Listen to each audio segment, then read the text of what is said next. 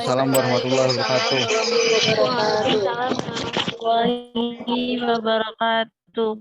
Oke, selamat pagi semuanya. Semoga sehat selalu untuk kuliah hari ini. Semoga tetap segar, nggak bosen. Dengan kuliah kita yang sedikit menempuh banyak tugas, karena menurut saya dosen itu pengantar.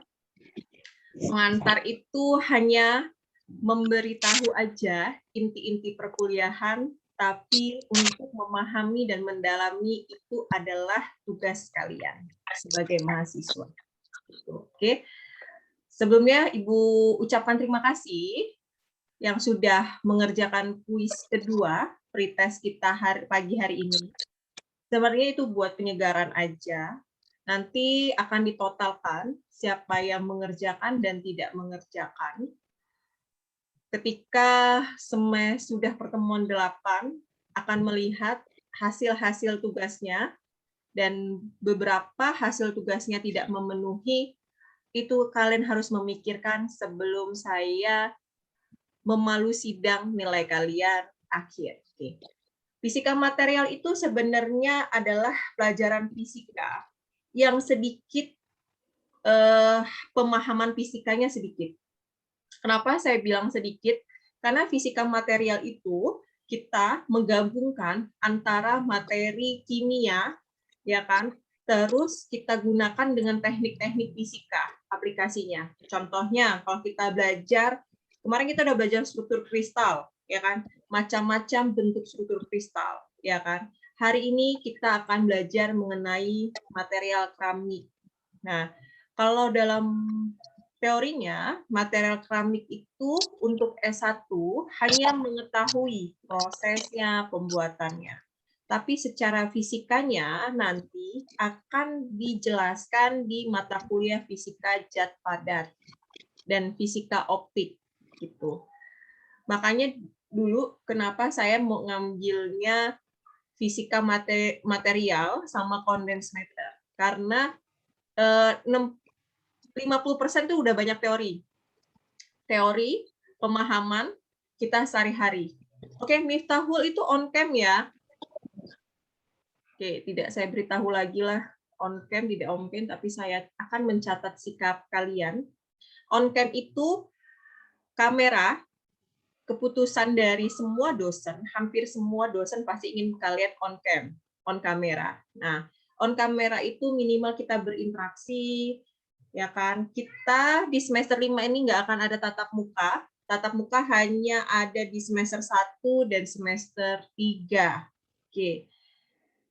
Saya sih inginnya bertemu dengan kalian, kita bisa mengeksplor, ya kan, aplikasi dari fisika material. Apa sih kegunaannya fisika material? Makanya kebanyakan dulu orang-orang tuh ngambil konsentrasi fisika material sama condensed matter tuh banyak. Kalau condensed matter cuma ada di UI gitu. Rata-rata di UI itu condensed matter pemahamannya. Condensed matter sama fisika material itu beda ya. Gitu. Kalau fisika material itu 60% itu sudah bukan teori, sudah banyak teori-teori sama praktikum. Praktikumnya kita di lab. Praktikumnya seperti lab kimia fisika. Kalau tahun depan kalian tertarik bergabung menjadi fisika material sama condensed matter, gitu ya. Karena kan di jurusan pendidikan fisika hanya beberapa yang S2-nya yang ngambil konsentrasi fisika, gitu. Bu, kalau saya mau ngambilnya fisika IT gimana, Bu? Bisa, kamu ngambil fisika nuklir atau fisika instrumentasi. Nah, kalau instrumentasi itu jangan kalian coba-coba bergabung kalau kalian nggak bisa memahami namanya fisika komputasi, nggak bisa memahami rumus-rumus fisika optik gitu. Saya bukan menakutkan, karena instrumentasi itu hampir sama kayak anak geofisika, ngebuat alat, hampir sama kayak teknik elektronika. Bayangin anak teknik elektro, tapi ngambil konsentrasi instrumentasi fisika, gitu. Oke, itu sebenarnya intermezzo dari saya. ya kan? Saya ingatkan, saya hanya pengantar.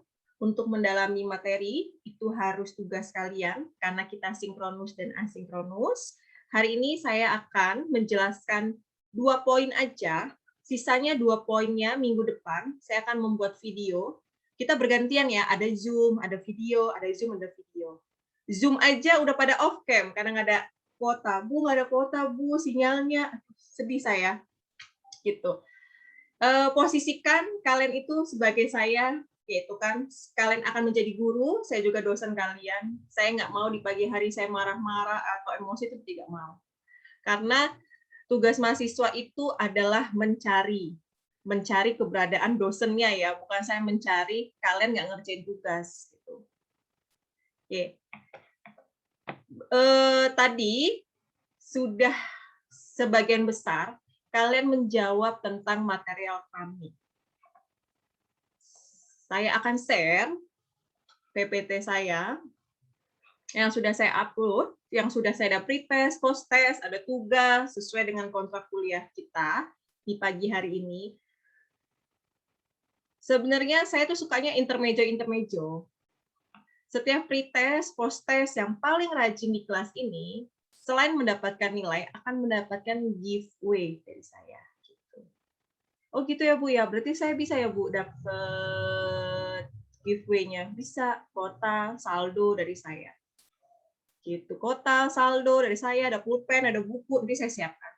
Kalau kamu misalnya di daerah, nanti saya gosen. Saya kirim JNE. Gitu, oke. Itu buat semangat kalian. Oke, ini material keramik.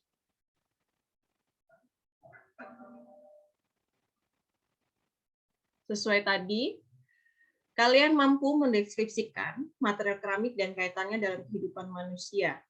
Berarti di sini poinnya, kita masih mendalami teorinya. Itu yang saya dalamin. Karena kita berbarengan, pelajaran kita fisika material sama fisika zat padat, jadi pelajaran ini di fisika material bisa diseimbangin sama diselarasin ketika kalian belajar fisika zat padat. Oke, hari ini target saya kamu memahami tentang karakteristik material keramik dan klasifikasi material keramik. Untuk keduanya itu untuk minggu depan. Gitu. Ini hari ini kita cukup 2 materi aja. Oke, ini referensinya. Nanti ada tugas mingguan. Tugas mingguannya itu tadi kalian bisa mencari PDF referensi yang saya cantumkan. Biasanya kan anak-anak milenial tuh pinter tuh, bisa download PDF, buku-buku. Nah, itu ada buku-buku. Cari pengetahuan mengenai material keramik, kalian resume, kalian rangkum dalam buku yang kalian cari masing-masing. Bu, itu ada 6 buku. Bagaimana saya carinya? Itu tugas Linda. Kita sudah bagi kelompok. Nanti buku itu dibagi kelompok ya, Linda. Linda. Baik, Bu. Are you there, Linda? Mana Linda? Oke. Linda, ngerti kan tugasnya dari saya? Iya, Bu. Ngerti, Bu. Oke, ngerti. Awas WA ya, nanya-nanya ya. Gitu. Ibu tuh slow respon. Kenapa slow respon? Ibu kan nggak mungkin balas WA kalian setiap saat banget gitu kan. Enggak. Saya punya anak, mau masak, mau nyuci gitu kan. Oke, lanjut. Apa sih di bayangan kalian tuh mengenai materi keramik yang sudah mengerjakan kuis? Coba Miftahul Syukron.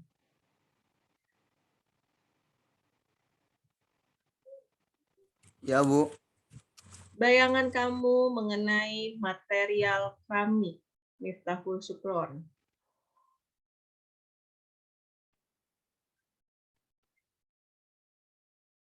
Oh, Bu, keramik itu yang biasanya saya beli di Mitra 10 ya, Bu, Mitra Bangunan. Itu banyak macam-macam keramik ya, batu-batuan.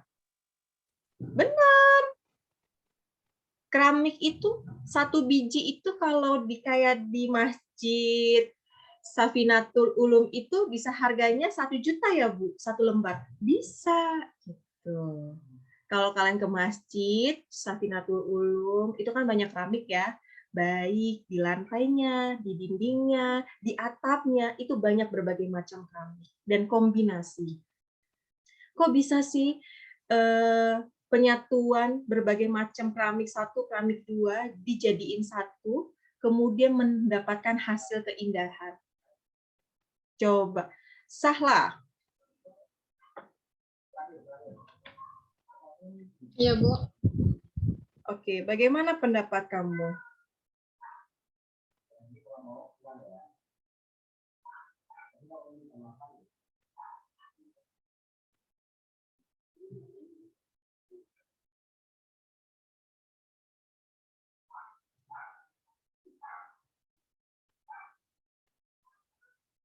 Halo.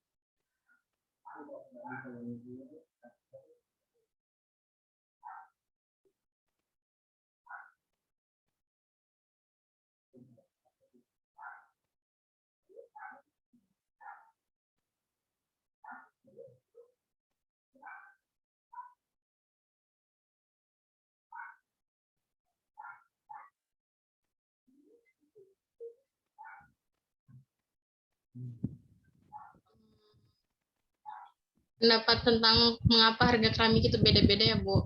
Mungkin karena dari bahan bakunya, bahan baku yang berbeda-beda juga.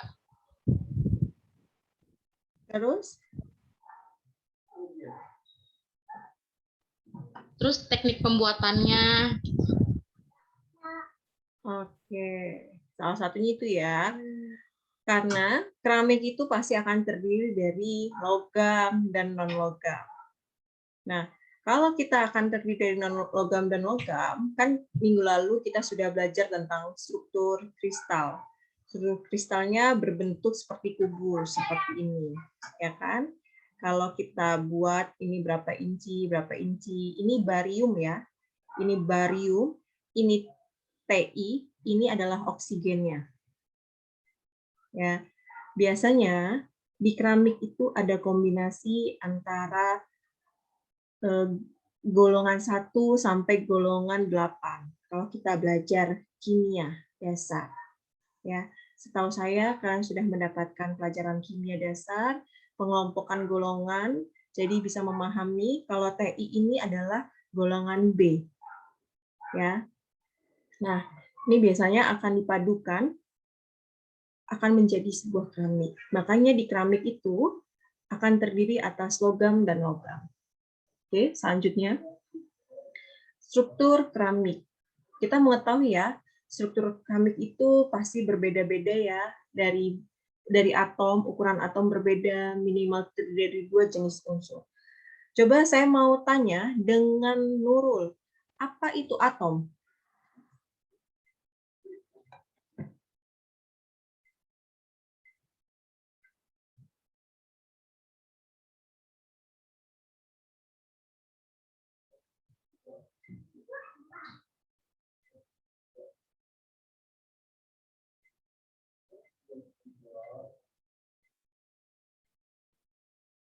Atom, Nurul, waduh, kalau ditanya pada hilang semua nih. Jenny,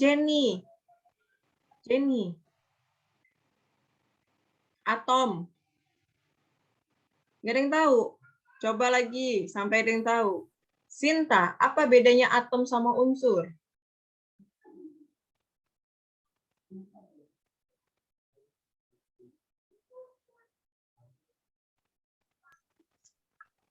Kalau atom itu yang berbentuk padatan nggak sih, Bu? Kalau Iya. Terus? Kalau unsur itu yang berbentuk kayak silikon. Oke. Itu. Oke. Berarti kan kalau atom itu adalah bagian sel yang paling terkecil ya.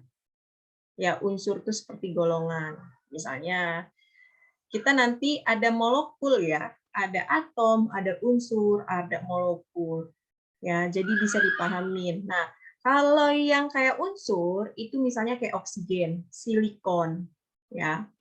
Nah, di keramik itu akan ada molekul non organik. karena banyak disusun dari unsur non-karbon, silikon dan oksigen.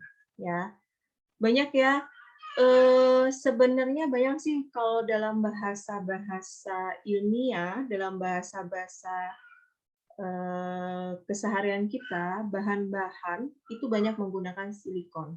Ya, pasti akan berwujud padat di suhu ruang. Nanti ada namanya metaloid yang disebabkan keberadaan silikon yang membentuk ikatan ionik dan ikatan kovalen. Oke, saya mau tahu Endang, ikatan ionik.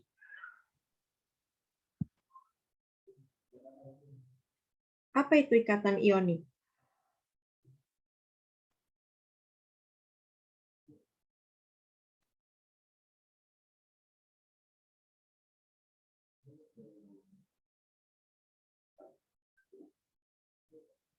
Halo. Ikatan ionik. Oke, coba saya ganti. Maratus, apa itu ikatan ionik?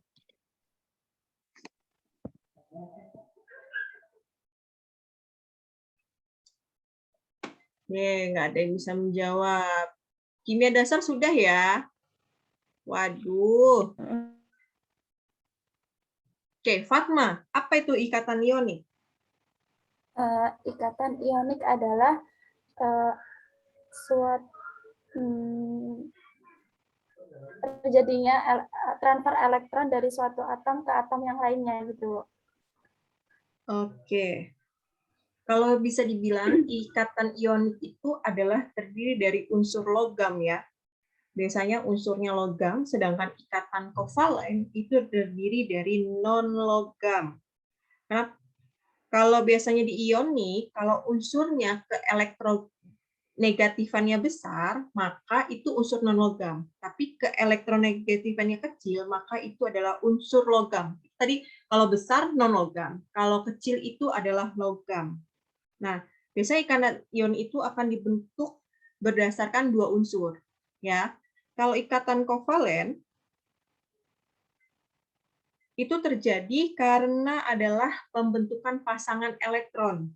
Pasangan elektron secara bersamaan oleh dua unsur logam, unsur non-logam. Bisa membedakan ya, ikatan ionik dan ikatan kovalen. Oke, dipelajari lagi untuk kimia dasarnya. Oke, ini bentuk salah satu contoh rangkuman struktur kristal keramik. Ada garam, ada zinc, ada perovskit, ada spinel. Ya, semua benda yang kita manfaatkan, bentuk bangunan semegah apapun, itu pasti ada campuran bahan-bahan biar kuat.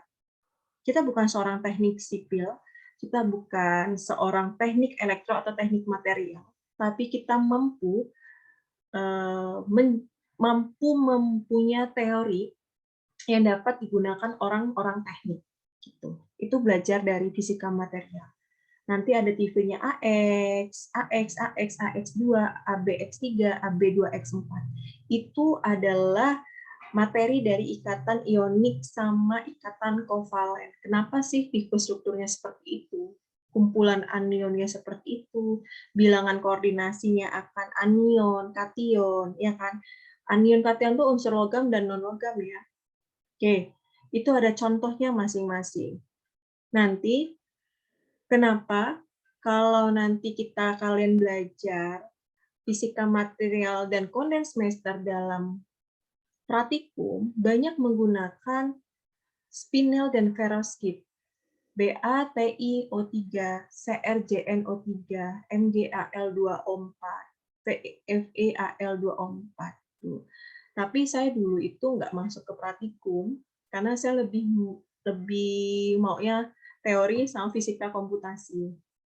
Tapi saya berencana ketika saya S3, saya mau mengambil fisika material atau kondensmeter, tapi itu praktikum.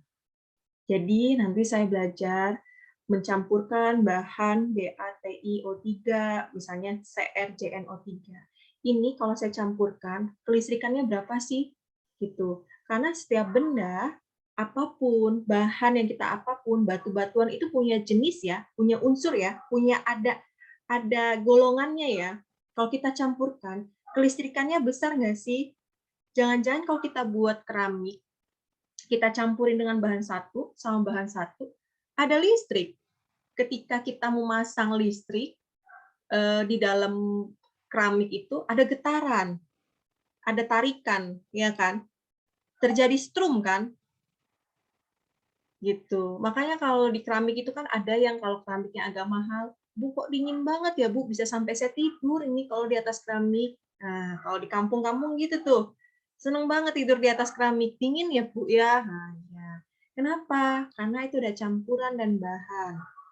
Kalau yang tingkat tinggi lagi, yang keramik 5 jutaan, itu lebih enak lagi. Ketika kamu jalan, udah ada udara, syuuu, yang menghira. Gitu, ya. Kita sampai mana sih? Kita kan sedang buat teori aja ya. Kita nyampe di klasifikasi material keramik. Oke, di struktur keramik udah.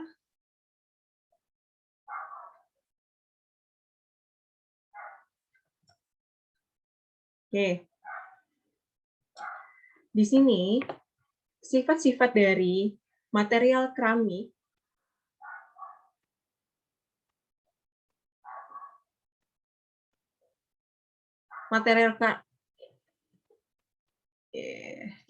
sifat dari material keramik itu ada sifat fisik, sifat kimia, sifat optik, elektrik, termal, dan mekanik.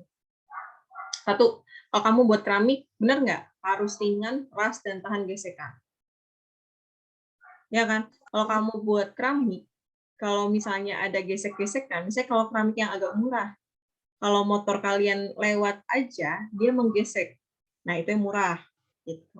Stabil kimianya, komposisinya stabil. Jangan-jangan kalau misalnya kita mencampurkan bahan satu, bahan dua di keramik itu, maka di keramik itu nggak stabil. Baru dipasang seminggu, 2 minggu udah pecah. Berarti salah dong keramik itu, atau bahannya adalah bahan yang murah. Gitu. Oke, mentransmisikan dan memantulkan cahaya. Hampir semua bahan keramik itu mampu memantulkan cahaya ya. Kalau kena sinar matahari dia biasanya ada pantulan. Isolator, pasti. Jangan konduktor. Masa kita mau bahan keramik itu menghantarkan arus listrik, adanya kita ke strum. Itu tidak baik. Mampu mengabsorpsi panas. Ya, kalau keramik mahal, kita lewat aja udah dingin. Gitu. Kuat, keras, tahan korosi. Nah, biasanya orang-orang itu kalau mau buat perosotan di kolam renang itu harus benar-benar keramik yang mampu tahan korosi, yang mampu tahan adanya garam. Kenapa? Kalau saat dia ketemu air terus, keramik-keramik itu ketemu kayak waterboom, ya kan? Jadi dia harus tahan kuat antara korosi. Kenapa? Karena keramik itu adalah mudah rapuh, apalagi kena terjangan air. Ya, terjangan air, terus licin, ya kan belum kita sikat-sikat itu akan rapuh. Makanya butuh bahan-bahan yang kuat. Itu pasti ada anti korosinya juga digunakan. Karena dulu pernah kejadian itu di Atlantis itu waterboom-nya jatuh gitu. Saat dia adanya ombak ya waterboom-nya jatuh. Oke, selanjutnya ada pertanyaan sampai di sini? Bu, izin bertanya, Bu. Kan tadi di struktur kristal keramik itu ada garam. Nah, garam yang dimaksud itu garam apa sih, Bu? Garam apa? Oke. Struktur keramik itu pasti ada garam. Ya, batu-batuan kita itu kalau kamu di pantai, itu kan batu-batuan ya. Kalau logika ini, garam itu kan sebenarnya yang kamu makan itu sebenarnya batu-batuan. Tapi melalui fertilisasi. Logikanya gitu. Itu kan batu-batuan. Nah, setiap kamu mencampurin batu-batuan apapun, bahan-bahan apapun, pasti kita ada garamnya.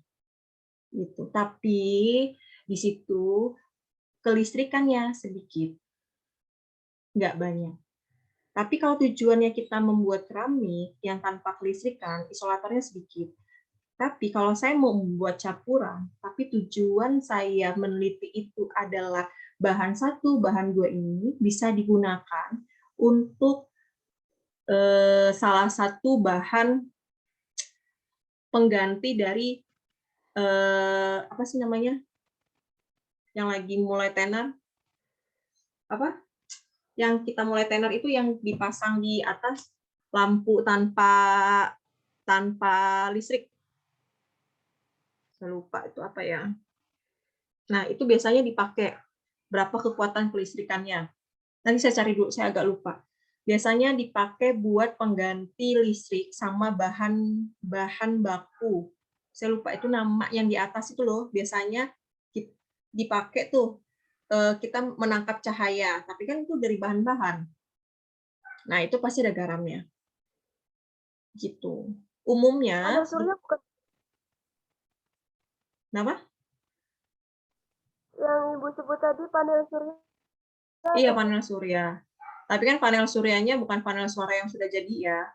Cuma kita kan buat bahan-bahan itu sebagai bahan yang kita gunakan biasanya di baterai. Gitu. Kita berapa besar gunain buat aki, buat baterai. Itu kan kalau kamu buka baterai kamu, itu kan ada bahan-bahan butiran-butiran kan. Nah, itu kan terdiri dari apa? Ada perovskit. Gitu. Ya, tapi umumnya untuk keramik itu pasti ada terdiri dari 6 macam. Garam, cesium, zinc, terakhir itu tulisannya apa ya? Perovskit, perovskit, dan spinel. Gitu. Ya, itu untuk fisika material.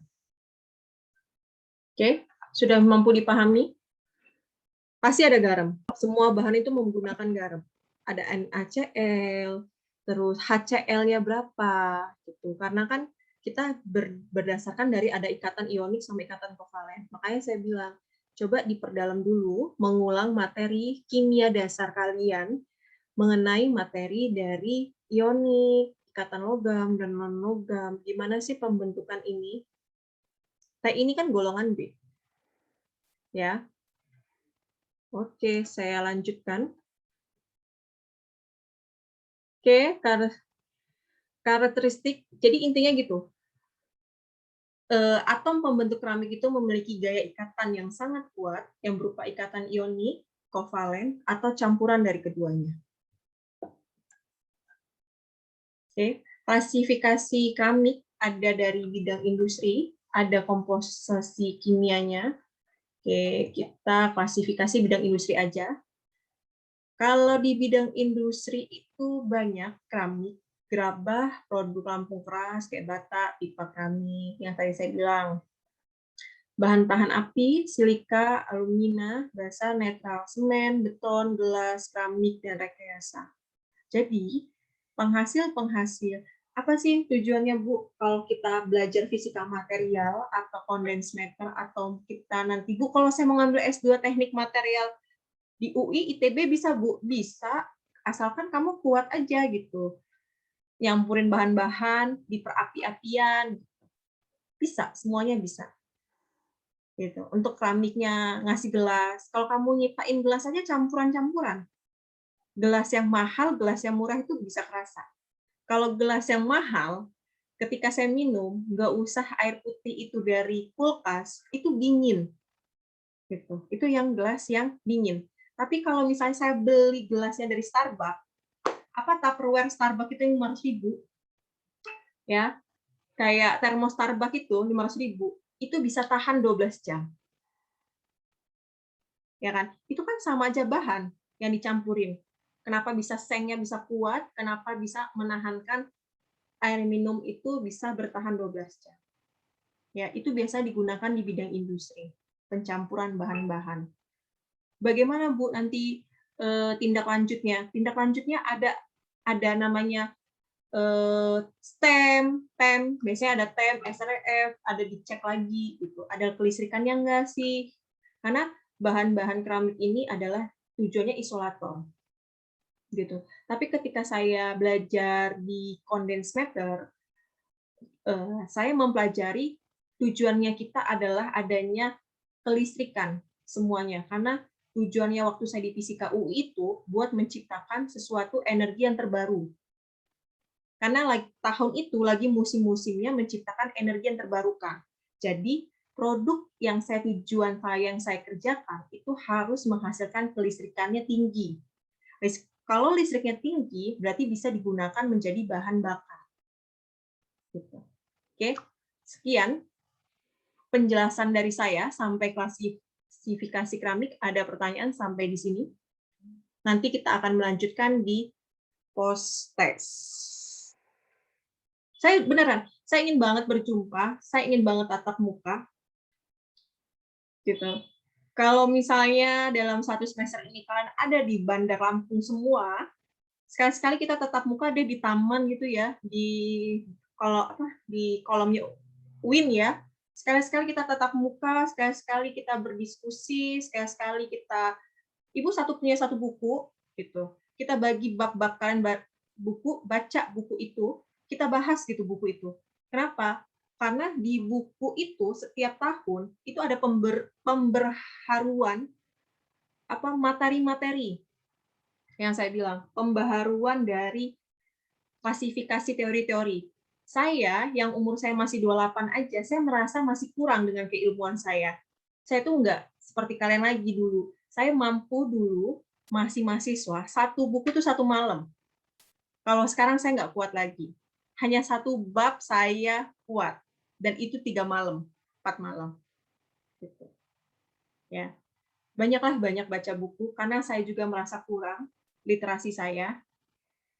Kadang-kadang, malah kalau kalian banyak baca jurnal, buku, kalian bisa memberitahu saya info-info mengenai penelitian-penelitian yang terbarukan di fisika material sama condensed matter. Bu, kenapa Bu? Saya dari pendidikan fisika, S1-nya ngambil fisika material. Saya dulu ingin memperdalam ilmu fisika saya. Karena kalau ilmu pendidikan, saya sudah mendapatkan di S1. Ilmu pendidikan kan ada manajemen pendidikan, bagaimana metode pembelajarannya, ya kan? Benar nggak? Terus ada psikologi karakter. Kalau saya ya, kalau S1 saya ya, ada psikologi pendidikannya, bagaimana karakter anak-anak belajar, itu yang saya dapatkan. Gitu. Bagaimana manajemen pendidikannya baik di kelas, itu yang saya dapatkan. Itu waktu saya S1. Tapi ketika saya S2, saya ingin mendapatkan sesuatu yang ada di fisika, ternyata itu banyak banget. Gitu. Ketika saya belajar fisika material, condensed matter, ternyata di dalam konsentrasi itu ada lagi konsentrasinya. Ada yang ahli keramik, ada yang ahli dengan energi terbarukan, ada yang ahli dengan bahan-bahan tidak energi terbarukan, nggak bahan keramik, tapi dia menggunakan bahan-bahan di handphone. Kenapa? Handphone, bahan-bahan kita di handphone itu kalau semakin tipis, ya, itu akan semakin mahal. Ya, iPhone sekarang yang iPhone 13 itu sudah 5G ya. Itu antara kolaborasi antara fisika instrumentasi dengan teknik elektro dan fisika komputasi. Luar biasa kan? Dengan teknologi kita bisa manfaatin dan lebih canggih, termasuk Zoom gitu sampai saat ini. Oke, ada pertanyaan sampai saat ini? Kita masih ada waktu sampai jam 9 untuk menyelesaikan post-test, dan ada tugas 1 minggu. Jika tidak bisa dikumpulkan secara pribadi, bisa dikumpulkan sama Linda. Nanti dibantu sama Linda, saya butuh Posma. Saya ada 8 kelas ngajar di semester ini, jadi saya tuh WA tuh bacanya malam. Malam atau mau tidur, saya baca. Gitu. Apa pagi hari, karena saya pagi hari kayak gini ngajar. Gitu. Ada pertanyaan sampai di sini? Bertanya.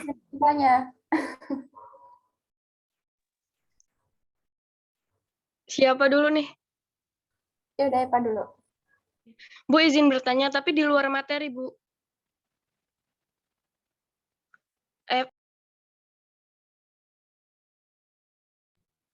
Ini Bu, di luar materi untuk absen. Kalau yang telat absen gimana ya Bu? Tadi Eva lupa absen Bu. Terus ingatnya udah di jam 8 lewat, jadi udah nggak bisa absen. Itu bagaimana?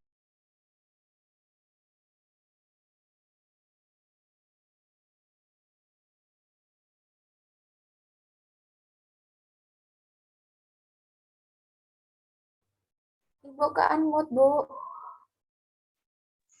Maaf Bu, mikrofonnya Bu belum diaktifin.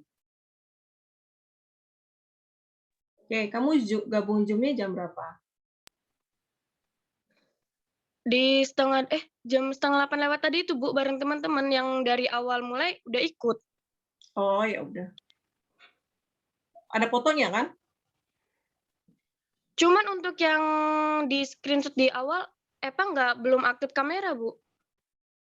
Ya, besok-besok ya, Eva ya, diaktifin kameranya. Kan tadi saya udah manggil lu 4 kali lu.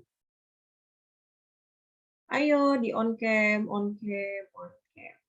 Ya, berarti kan kamu nggak berada di tempat. Gitu.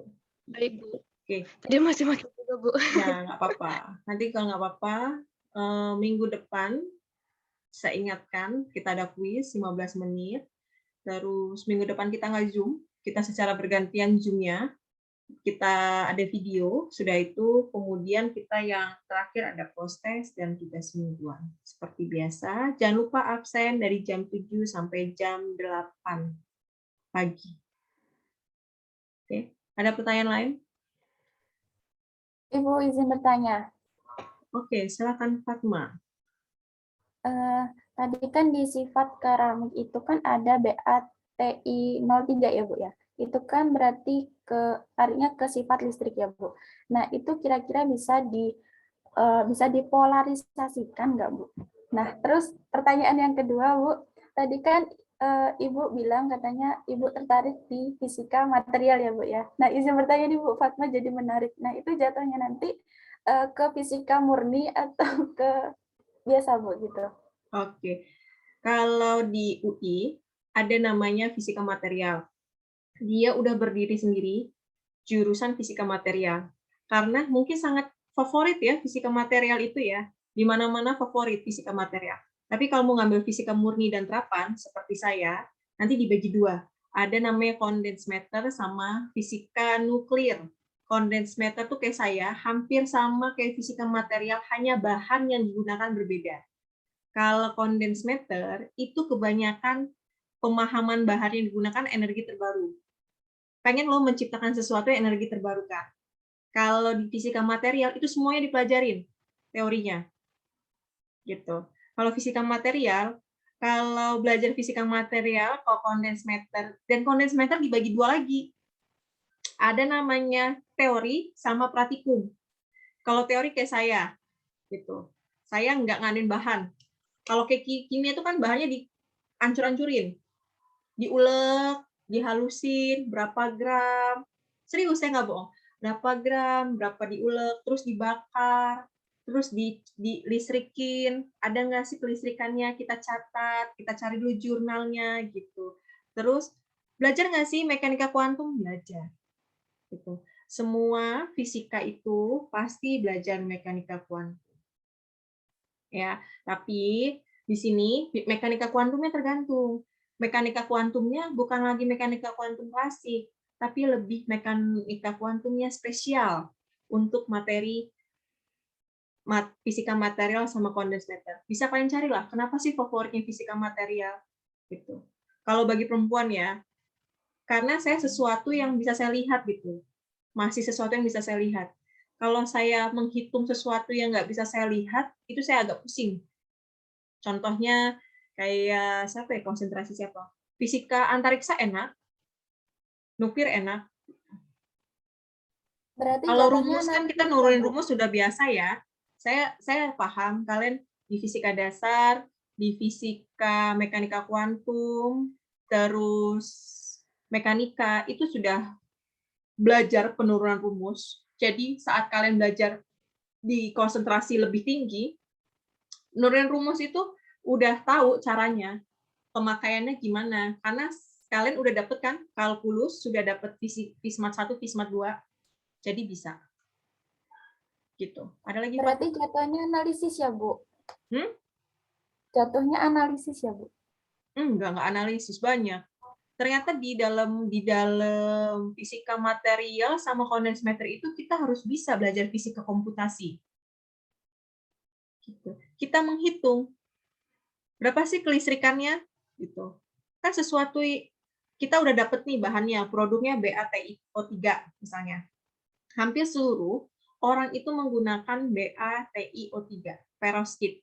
Bisa kalian cari penelitian tentang fisika material tentang perovskit. Itu apa sih manfaatnya yang digunain? Ya. Oke, benar emang analisis, kita menganalisis. Tapi kan kita merencanakan bahan ini kalau kita campurin, kuat nggak konduktornya? Jangan-jangan kita mengerjakan sesuatu yang nggak guna, gitu. Sesuatu yang tidak berguna. Sebenarnya sesuatu itu yang kita kerjakan itu pasti ada hasilnya dan berguna. Tapi tergantung dari pemahaman kita. Kalau anak praktikum itu pasti banyak gagal. Mungkin dia ketiduran pas lagi ngegiling. Karena 4 jam yang ngegilingnya ya. Emang halus, contohnya kayak baterai. Baterai kan tipis-tipis bukan? Kalau kalian bongkar baterai, bahan-bahannya tipis-tipis nggak?